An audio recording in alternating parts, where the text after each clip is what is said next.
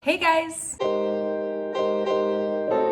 I'm going to be telling you about some plants I regret buying. I guess this is kind of a learn from my mistakes kind of video. Well, not mistakes, because I love plants. I love all plants, but maybe just keep some things in mind before purchasing, splurging especially on a plant. Please leave a comment down below telling me some plants that you personally regret buying and why. Maybe we share some on our list. So let's just get into it. All right, so hands down, number one is an Epipremnum pinnatum, I think this is called. I don't know why I ordered this. I don't know what it is, but it's just kind of basic to me. This isn't like super uncommon, but it's not an inexpensive plant either. So I don't know why I did it. Why did I get this? This kind of looks like a tissue culture Rhaphidophora tetrasperma in my opinion. So maybe I should have just stuck with one of those because they're very inexpensive. I'll probably keep this in my collection, but I do super regret spending the money on this one. Next up is an Alocasia frydek. Don't get me wrong, I do think this plant is beautiful. The foliage is amazing. The veining is just so striking, but it's kind of an awkward plant. I just don't like the growth pattern of this plant, and something with an Alocasia, maybe it's just me, a leaf dies off in order for a new one to come in. So this plant had 2 leaves when I bought it, and it still only has 2 leaves, which is fine, but it's just frustrating because I get so excited seeing a new leaf forming. Like there's even a little bump right here that a new leaf is going to come from. But I know I'm going to have to say goodbye to this leaf for the new one to be here. I'm actually getting rid of this one because it's kind of annoying to me, but I do think it's beautiful. But I just don't like the growth pattern, so why keep it, you know? I don't know. This next one is a kind of expensive one. Actually, it is a pretty pricey one. It is an Aglaonema pictum tricolor. I don't know what it is about this plant in particular. I do well with Aglaonemas, but for some reason I've had 2 of this variety. Both of them have ended up with root rot. I water them the same as my other ones. I guess they need to be watered less, but as you can see, it is not happy with me. The new leaves always come in looking so healthy for a few months, and then out of nowhere, they just kind of droop off and turn yellow like this. Like I can't keep more than 2 leaves happy at a time. I don't know what it is. Definitely regret spending the money on this one. It just doesn't like my household. It is a bit more finicky than other Aglaonemas.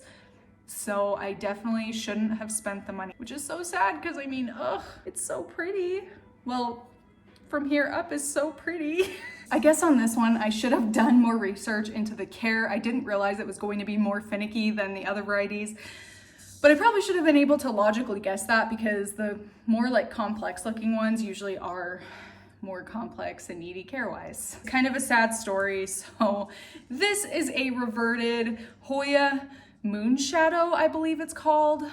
Incrassata Moonshadow or something. You can see right here, this is meant to be a variegated plant. This one's reverted, and I bought it thinking that maybe I could get the variegation to come back, but it just has not happened. It's not going to happen. The only chance of the variegation coming back, I think, is if I cut it all the way back to this leaf that still has the variegation. This wasn't like a super expensive plant. I think it was around $30, but I just wish I would have saved the $30 and put it toward this variety of plant that did have variegation. I just wish I would have gotten the one with the variegation I wanted in the first place instead of wasting money on this one that I was thinking I could get the variegation back. I just don't super love it. I mean, it's cute. It's like kind of cute, but kind of just not what I was wanting. I guess the point with this one is sometimes it's worth it to not necessarily cheap out on the plant you want. In some cases it is, but with reverted plants, and I'm specifically thinking of reverted like Albosyngonium or Pink Princess Philodendron, sometimes you can get the variegation to come back, but it's not always going to happen. So it may be worth it to just wait a little bit longer and get the plant you really want instead of hoping for all those months that the variegation is going to come back, you know? And of course it can work. You can get the variegation back in some cases, but not in every case. So it's just kind of a gamble. All right, this next one, I feel like a lot of people are going to disagree with strongly. And it is a Philodendron gloriosum. I know, okay? I've talked about this plant so much. This was #1 on my wish list for like a year, and then I finally went ahead and got one because the prices kind of started to come down, and I don't love it the way I thought I was going to love it. mainly because same with the alocasia. I don't know what it is with this baby. Every time a new leaf comes in, the old one dies off. So when this leaf unfurled, the oldest leaf turns yellow. You can see this one's kind of starting to turn yellow. This is the next oldest leaf because a new leaf is beginning to form. I don't know why that keeps happening.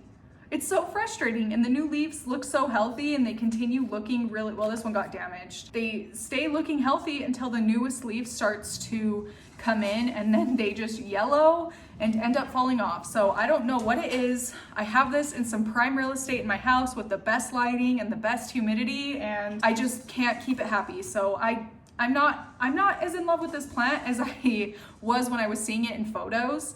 It's just not as fun for me to care for. This is one I will probably keep in my collection for now, see if maybe over time it'll start putting out more than one, it'll start putting out new leaves without killing off the old leaves. But for now, that is my issue with it. I don't even know why. Okay, so we have a couple more Hoya coming up. So this one is a Hoya pubicalis splash. And I love this plant. You guys know, I've talked about this plant a lot. I think it's so weird how it's like growing like this. I don't know, I really like it, and I don't necessarily regret buying it, but a part of me kind of does. Okay, so here's something to keep in mind about splash varieties.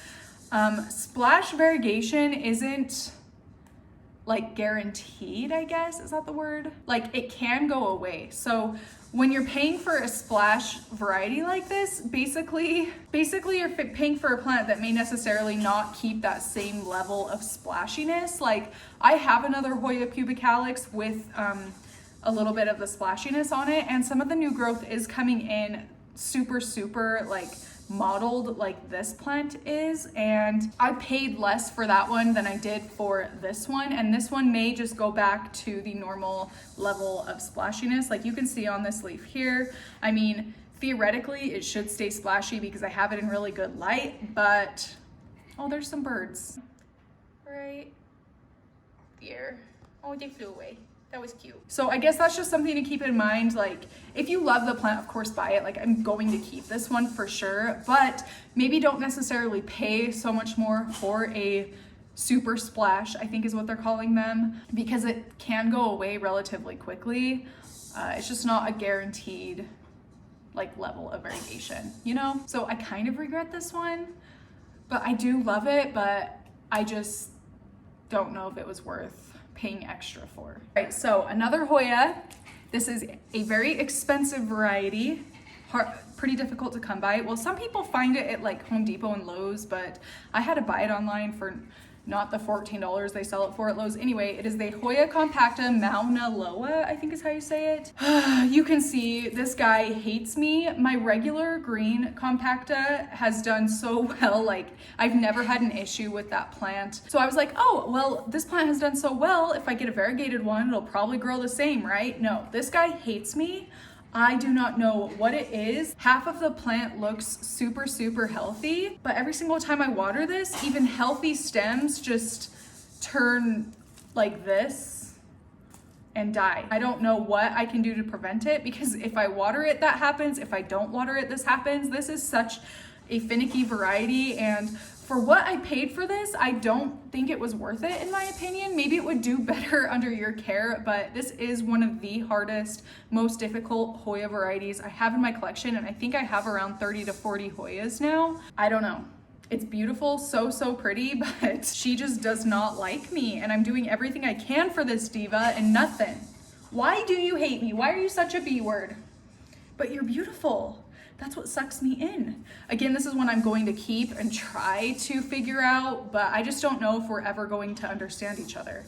I kind of think our relationship is going to continue to be a struggle until the very last stem, am I right? Next up is a Philodendron Burl Marx.